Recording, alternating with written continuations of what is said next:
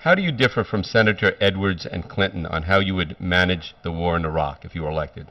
Well, obviously part of the difference is that I wouldn't have gone in the first place.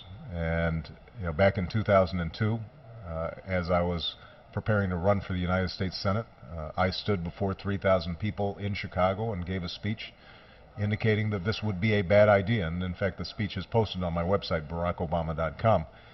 People can take a look. At that time, my assessment was there was not an imminent threat, that this would fan the flames of anti-American sentiment, that it would distract us from the legitimate goals of dealing with Al-Qaeda, and that we would have an occupation of undetermined length at undetermined costs with undetermined consequences. So that obviously speaks to how I applied my judgment to previous foreign policy issues. At this point, there are no good options in Iraq. I think all Democrats at this point believe that we need to end the war. I think we have to end it as carefully as we were careless getting in. We have some responsibilities to the Iraqi people. We have to make sure that there is not complete chaos there.